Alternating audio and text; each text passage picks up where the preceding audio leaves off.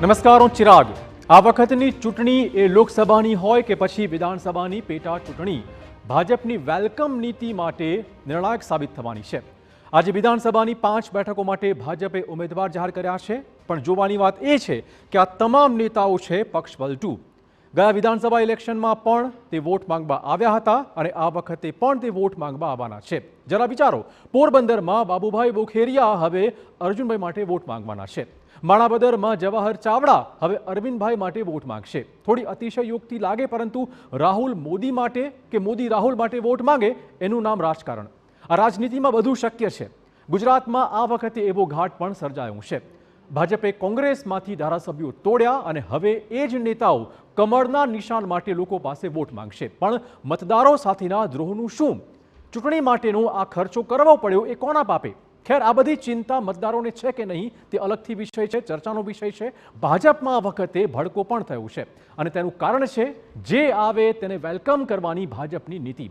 કાર્યકર્તા ચોક્કસ નારાજ છે અને એવામાં પેટા ચૂંટણીમાં જે રીતે પક્ષપલટુઓને ટિકિટ આપી દેવાય છે તેનાથી અસંતોષ વધવાનો પણ છે. આ પ્રકારના સંકેત પણ છે. એક બાજુ મતદારો સાથે દ્રોહ અને બીજી બાજુ પક્ષનો આંતરિક અસંતોષ. આવામાં સવાલ એ વાતનો છે કે આ પક્ષપલટુઓને ટિકિટ તો મળી છે, પરંતુ જીતવા માટે ટેકો મળશે ખરો?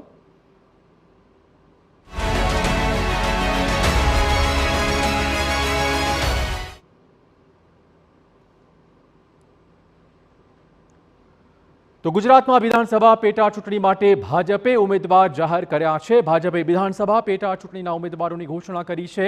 કોંગ્રેસમાંથી ભાજપમાં ભળેલા તમામ ઉમેદવારોને ઇનામ મળ્યું છે. પોરબંદરથી અર્જુન મોઢવાડિયા ઉમેદવાર તરીકે જાહેર કરાયા છે. માણાવદરથી અરવિંદ લાડાણી ઇલેક્શન લડશે. ખંભાતથી ચિરાગ પટેલને ટિકિટ આપવામાં આવી છે. બીજાપુરથી સીજે ચાવડાને પણ ટિકિટ આપી દેવાઈ છે. વાઘોડિયાથી ધર્મેન્દ્રસિંહ વાઘેલા પણ ભાજપના હવે ઉમેદવાર છે.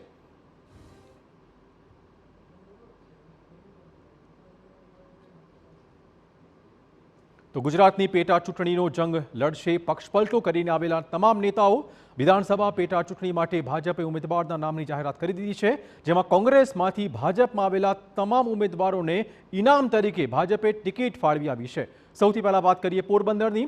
પોરબંદર બેઠક પર અર્જુન મોઢવાડિયાને ટિકિટ આપવામાં આવી છે, જ્યારે કે માણાવદરથી અરવિંદ લાડાણી ચૂંટણીમાં ઝંપલાવશે. વિજાપુરથી સીજે ચાવડાને ભાજપે ઇનામ આપ્યું છે.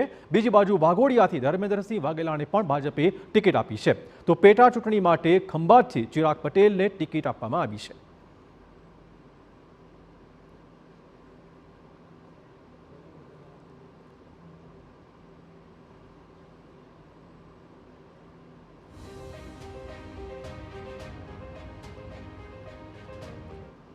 જોકે સૌથી મોટો સવાલ એ વાતનો છે કે આ ઉમેદવારોની જાહેરાત પછી ભાજપમાં આંતરિક અસંતોષ વધશે કે નહીં. અને બીજો સૌથી મોટો સવાલ છે કે જે મતદારોએ આ તમામ ઉમેદવારોને કોંગ્રેસના પંજા પર વોટ આપ્યા હતા, તે શું હવે આ ઉમેદવારોને ભાજપમાં ભળ્યા પછી ટેકો આપશે કે નહીં? અને આ જ મુદ્દે વધુ વાત કરીશું. આપણી સાથે ચર્ચામાં જોડાશે વરિષ્ઠ પત્રકાર એવા અજયભાઈ ઉમટ છે, સાથે કોંગ્રેસમાંથી જોડાશે હેમંતસિંહભાઈ પટેલ. આપનું સ્વાગત.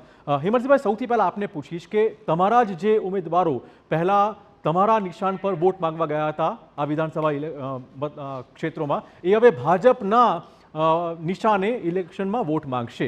મતદારો સાથેનો દ્રોહ કેટલો કહેવાય? હિંમતસિંહભાઈ, આપ જોઈ રહ્યા છો કેટલાક સમયથી આપના માધ્યમથી હું કહેવા માંગુ છું, કેટલાક સમયથી જ્યારથી ભારતીય જનતા પાર્ટી 2014થી કેન્દ્રમાં જ્યારે સરકાર ઉપર આવી છે, ત્યારથી એમને સમગ્ર દેશમાં ચૂંટાયેલી સરકારો હોય, રાજ્ય સરકારો હોય, એને ઉથલવાનો પ્રયાસ, એને તોડવાનો પ્રયાસ, મધ્યપ્રદેશની સરકાર હોય, મહારાષ્ટ્રની સરકાર હોય, રાજસ્થાનની સરકાર હોય કે બીજા રાજ્યોની સરકાર હોય, ત્યાં એને જે તડજોડની નીતિ કરીને સરકારો તોડવાના પ્રયાસો કર્યા. અનેક જગ્યા ઉપર એ લોકો સફળ પણ થયા. ક્યાંક ઇન્કમ ટેક્સ, ક્યાંક ઈડી, ક્યાંક સીબીઆઈ, ક્યાંક પોલીસ, આ બધા જે ભય અને સરકારની જે નીતિ અને જે સરકાર એ જે આક્રમકતાથી જે ઘણા લોકોને તો ફરજ પાડી અને એના કારણે જે પરિસ્થિતિ આજે નિર્માણ થઈ છે, એનો સામનો ખુદ આપણે એક ગુજરાતીમાં કહેવત છે કે ભેંસના શિંગડા ભેંસને ભારે પડે. આજે ભારતીય જનતા પાર્ટી એ જે રીતે કોંગ્રેસ પક્ષના લોકોને લીધા હોય, અપક્ષોને લીધા હોય કે જે લોકોને પણ લીધા હોય, આજે જે શિસ્તબંધ કહેવાતી પાર્ટી, કેડર બેચ તરીકે જે પાર્ટી જેની કહેવાય કે કેડર બેચ પાર્ટી છે, એ પાર્ટીના શિસ્તબંધના લીરા ઉડી રહ્યા છે. એમના ધારાસભ્યો હોય, એમના ભાજપના સક્રિય કાર્યકરો હોય, એ તમામ લોકો આજે રોડ ઉપર આવીને આંદોલનો કરી રહ્યા છે. એ લોકસભાના સાંસદોની ટિકિટની બાબત હોય, ધારાસભ્યોની ટિકિટોની બાબત હોય. આજે તમે જોયું કે બે વડોદરા અને સાબરકાંઠાના તો એમને સંસદ સભ્યોને પણ બદલવા પડ્યા અને અત્યારે પણ ઠેર ઠેર એમના વિરોધો ચાલી રહ્યા છે. પાછા ઉમેદવારો જે નક્કી કર્યા છે ત્યાં વલસાડમાં પણ વિરોધ ચાલી રહ્યો છે, સુરેન્દ્રનગરમાં પણ ચાલી રહ્યો છે, આણંદમાં પણ ચાલી રહ્યો છે. એટલે આજે ભારતીય જનતા પાર્ટી હવે બહુ મુશ્કેલીમાં મુકાઈ ગઈ છે. એક તો એનો ફાયદો કોંગ્રેસને થઈ શકે કે ના થઈ શકે એમ ભારતીય જનતા પાર્ટી માટે બેનર લગાયા, પોસ્ટરો લગાયા. તમારી રણનીતિ કયા પ્રકારની રહેશે? 5 જે બેઠકો છે 1% થશે વિધાનસભા પેટા ચૂંટણીમાં, તમારા ઉમેદવારો થોડી વાત કરો. નહીં, અમારા ઉમેદવારો આ વખતે સક્ષમ છે એટલે ભારતીય જનતા પાર્ટીએ ઉમેદવાર બદલવાની જરૂર પડી છે. ઇતિહાસની અંદર પહેલી વખત એવી ઘટના ઘટી હોય કે ભારતીય જનતા પાર્ટીએ કોંગ્રેસની સામે ઉમેદવાર બદલવા પડ્યા છે. આજે અમારા ઉમેદવારો જે મજબૂતાઈથી જેટલી સીટો પણ ડિક્લેર થઈ છે એ સીટો ઉપર જે તાકાત, ખાલી પેટા ચૂંટણીની વાત કરીએ આપણે કે જે પેટા ચૂંટણીમાં પક્ષ પલટો કરીને તમામ ઉમેદવારને અત્યારે બનાવાયા છે વિધાનસભા પેટા ચૂંટણી માટે. ખાસ અજયભાઈ, મૂળ તો ટેકાની વાત છે. તમે જુઓ ભાજપમાં પણ ભડકો ચોક્કસ થઈ રહ્યો છે, એ ઉત્તર ગુજરાતમાં પણ ભડકો છે, સૌરાષ્ટ્રમાં પણ ક્યાંક ભડકો થઈ શકે તે પ્રકારનો સંકેત મળી રહ્યા છે. બીજી બાજુ જે મતદારો છે એનો દ્રોહ ચોક્કસ ચર્ચામાં હશે, કેમ કે આ જ બધા ઉમેદવારો પેટા ચૂંટણીમાં હવે કોંગ્રેસના બદલે હવે કમળ પર વોટ માંગશે. શું લાગી રહ્યું છે ભવિષ્યમાં?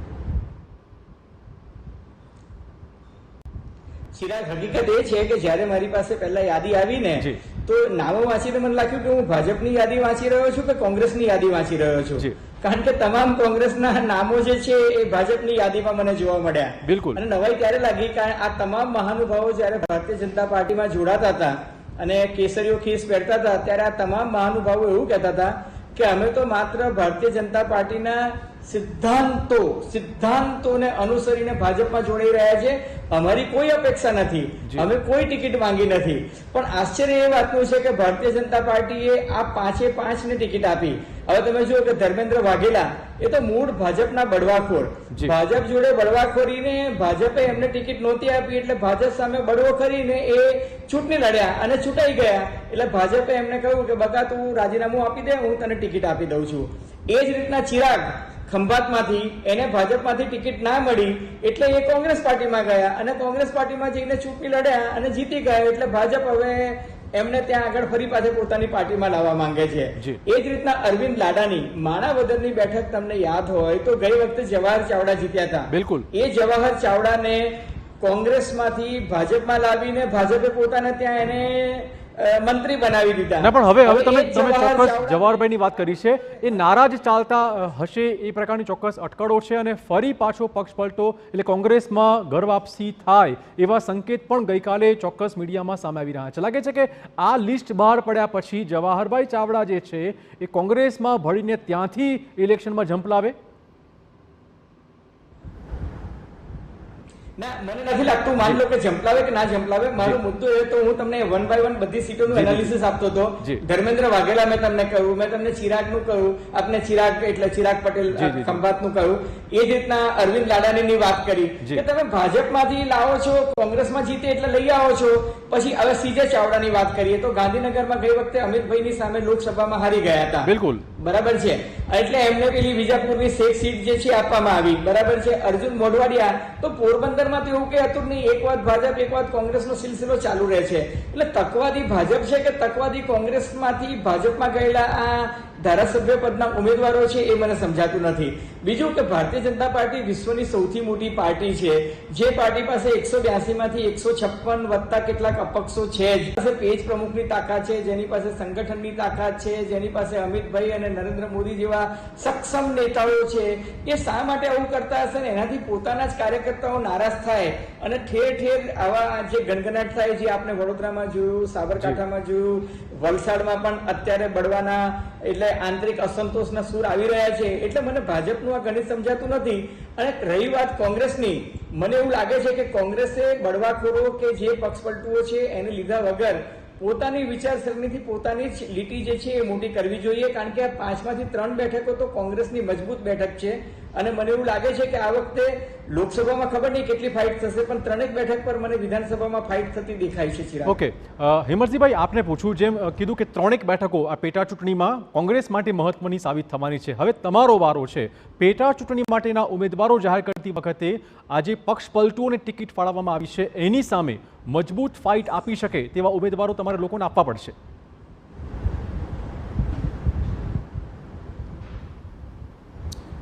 ભૂતકાળ તમે જુઓ કે જ્યારે પેટા ઇલેક્શનો આવ્યા છે ત્યારે કોંગ્રેસ ચોક્કસ રીતે જીતી છે.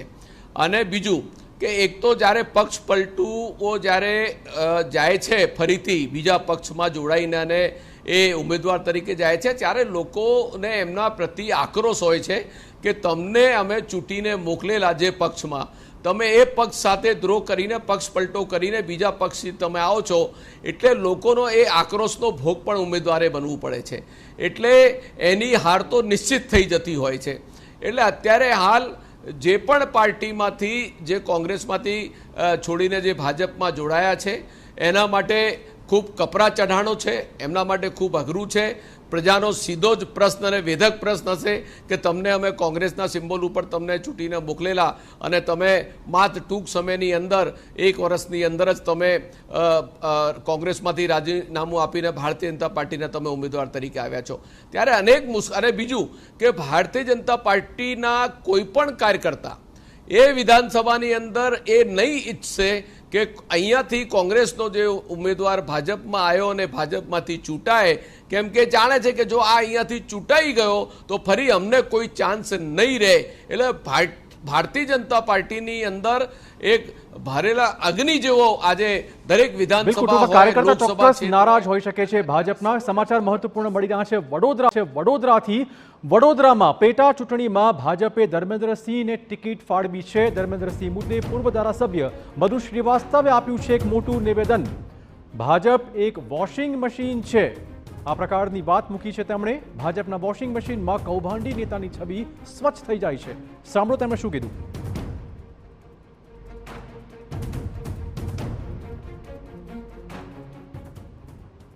વિલીકરણ કોંગ્રેસના લોકો વિલીકરણ ભાજપમાં થઈ રહ્યા છે એના માટે કે કરપ્શન કર્યું છે, એટલે ભ્રષ્ટાચાર કર્યું છે, એટલા માટે કોંગ્રેસમાં જાઓ એટલે ક્લીન સીટ. તઈ જુઓ તો વોશિંગ મશીન છે, જેવી ખરડાયેલા હોય અને વોશિંગ મશીનમાં જાય એટલે શુદ્ધ થઈને આવી જાય. આ ભાજપની નીતિ છે. ભાજપ એક દાડે પસ્તાવશે. આવા લોકોને લઈને ભાજપને પસ્તાવા આવવાનો છે. જે દાડે નરેન્દ્ર મોદી રહ્યા નહીં તે દાડે ભારતીય જનતા પાર્ટીને બહુ મોટી તકલીફ પડવાની. હું હવે અપક્ષ બી લડવાનો, આમ પાર્ટીમાં બી લડવાનો, બીજી પાર્ટી એનામાં બી લડવાનો અને કોંગ્રેસમાં બી લડવાનો. ભાજપ છોડીને કોઈ બી પાર્ટી આપશે એનામાં લડવાનો. અને તો ભાજપ એક વોશિંગ મશીન છે. અજયભાઈ, ઘણા વખતથી ચર્ચામાં ચોક્કસ એક વાત થઈ રહી છે કે જો તમારી સામે કોઈ કેસ છે તો તમે ભાજપમાં ભળો અને તમારી પર ઈડી કોઈ રેડ નહીં પાડે, ઇન્કમ ટેક્સની કોઈ રેડ નહીં પડે, તમારા બધા સેટિંગ થઈ શકે. આ પ્રકારની ચર્ચા ચોક્કસ પાછલા ઘણા વખતથી લોકો વચ્ચે પણ આવી રહી છે અને હવે ભાજપના કાર્યકર્તાઓ પણ આ મુદ્દે ચોક્કસ નારાજ જોવા મળી રહ્યા છે. ત્યારે વળી પાછું તમે પેટા ચૂંટણીમાં પણ આયાતી ઉમેદવારોને જ લાવીને ટિકિટ ફાળવવાના હો તો અસંતોષના સંકેત ચોક્કસ છે. 100% ચિરાગ, કારણ કે જે લોકો ભારતીય જનતા પાર્ટી સાથે જોડાયા છે, જ્યારે મને યાદ છે અટલ બિહારી વાજપેયી અને લાલકૃષ્ણ અડવાણી ને મુરલી મનોહર જોશી જ્યારે ભારતીય જનતા પાર્ટીની સ્થાપના કરી હતી ત્યારે એ લોકોએ કહ્યું હતું કે પાર્ટી વિથ એ ડિફરન્સ. હવે મારે આજે સમજવું છે કે પાર્ટી વિથ એ ડિફરન્સનો જેનો ચાલ, ચરિત્ર અને ચહેરો જે છે એ કોંગ્રેસથી અલગ રહેવાનો હતો અને 2012-13 તમને યાદ હોય તો કોલ સ્કેમ જે થયું હતું, એ કોલ સ્કેમના મુખ્ય આરોપી નવીન જિંદાલ, બરાબર છે, જેની સામે ભારતીય જનતા પાર્ટીના પ્રકાશ જાવડેકર થી માંડીને રવિશંકર પ્રસાદ જે છે એ પત્રકાર પરિષદો કરી અને એમની સામે બધા પુરાવા આપતા હતા, સુપ્રીમ કોર્ટમાં મેટર ગઈ હતી ને બધું વર્ષો સુધી એમની સામે ચલાવ્યું. હવે આજે તમે જુઓ તો ગઈકાલે એ આપણે ભારતીય જનતા પાર્ટીમાં જોડાયા કોંગ્રેસ છોડીને, અને બીજા જ કલાકે એમને ત્યાં કુરુક્ષેત્રમાંથી ટિકિટ આપી દેવામાં આવી. એનો અર્થ એ કે આજ દિન સુધી તમે જે કોંગ્રેસ પાર્ટીના નેતાઓને ભ્રષ્ટાચારી કહેતા હતા એને તમે 1 કલાક બાદ તમે કુરુક્ષેત્રમાંથી હરિયાણામાંથી બેઠક આપો છો. એનો અર્થ એ કે જે આ વિપક્ષ છે આક્ષેપ કરી રહ્યો છે કે મધુ શ્રીવાસ્તવ જે કહી રહ્યા છે કે ભાઈ ભાજપની વોશિંગ મશીન છે, એમાં નાખો એટલે માણસ ક્લીન થઈ જાય, તો કોલસાના ડાઘ કઈ રીતના સફેદ થયા? મને નવીન જિંદાલ જે છે એ તો કોલસા કાંડના મુખ્ય આરોપી હતા, ભ્રષ્ટાચારી હતા. જે અજીત પવારને ભ્રષ્ટાચારી કહેતું હતું ભાજપ, એ અજીત પવાર આજે એમના ડેપ્યુટી સીએમ છે મહારાષ્ટ્રમાં. એટલે ક્યાંક ને ક્યાંક મને એવું લાગે છે કે આ રાજકીય તકવાદ છે અને તડજોડની નીતિ છે. આમાં તકવાદી નેતાઓને ખરેખર મતદારો ઓળખી કાઢે અથવા તો પછી એ દિશામાં વિચારે તે મહત્વપૂર્ણ સાબિત થતું હોય છે, કેમ કે મતદારોના મનમાં શું ચાલે છે, ખરેખર એ તકવાદી માને છે કે નહીં, આવા નેતાઓને ખરેખર વોટિંગ એમના તરફી થાય છે કે નહીં, તે ચોક્કસ ચર્ચાનો વિષય રહેતો હોય છે. ત્યારે વાત કરીશું મહેસાણાની, કે જ્યાં વિજાપુર બેઠક પરથી ભાજપે CJ ચાવડાને આપી છે ટિકિટ. ટીવી9 સાથે વિશેષ વાતચીત કરતા CJ ચાવડાએ ચોક્કસ હવે ઉમેદવારો એ લોકો સમક્ષ જશે અને પહેલા જે નેતાઓ પંજા માટે વોટ માંગતા હતા તે હવે કમળ માટે વોટ માંગવાના છે. હિંમતસિંહભાઈ, ખાસ હવે આપને પૂછી લઉં કે જે રીતે વાત કરતા હતા કે મતદારો સુધી આ પક્ષ પલટાની વાતો પહોંચાડવી પડશે, કેમ કે જો તમારે જીતવું હશે તો તમારે કહેવું પડશે કે તમે જેને વોટ આપ્યા હતા એ પંજાના વોટ હતા, એ વ્યક્તિના વોટ નહોતા, અને માટે કેમ કે હવે આ બધા જ લોકો ભાજપ માટે વોટ માંગવા જવાના છે. કઈ રણનીતિ રહેશે આપની?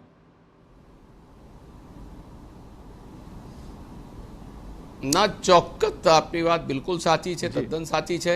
કોંગ્રેસ ચૂંટણી પ્રચાર પ્રસાર, ભાજપના ગેરવહીવટો, ભ્રષ્ટાચારો અને આજના જે અત્યારે જે મુદ્દાઓ છે એ મુદ્દા આધારિત જે છે એ ઇલેક્શન લડવાની છે. અને જે ધારાસભ્યોની ટિકિટ ભાજપમાંથી મળી છે અને કોંગ્રેસ સાથે દ્રોહ કર્યો છે એમને પણ ખુલ્લા પાડીને કોંગ્રેસ પાર્ટી રણનીતિ કરશે. અને એની સાથે સાથે ભારતીય જનતા પાર્ટીની અંદર પણ કાર્યકર્તાઓની જે અવગણના થઈ છે અને જે એ લોકો આજે એમાં અસંતોષ છે એનો પણ બળવો છે મોટો, એ બળવો પણ ભારતીય જનતા પાર્ટી આવી પરિસ્થિતિની અંદર દૂર નહીં કરી શકે.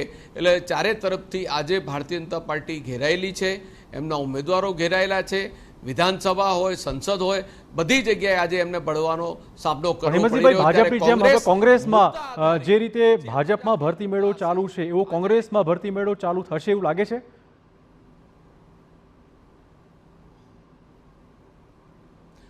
કોંગ્રેસના દરવાજા બી ખુલ્લા જ છે. અમે અત્યારે અમારા નવા વરાયેલા પ્રમુખ શક્તિસિંહજી જ્યારથી પ્રદેશ પ્રમુખ બન્યા છે ત્યારે અનેક આગેવાનો નેતાઓ કોંગ્રેસમાં આવ્યા છે, ભળ્યા છે.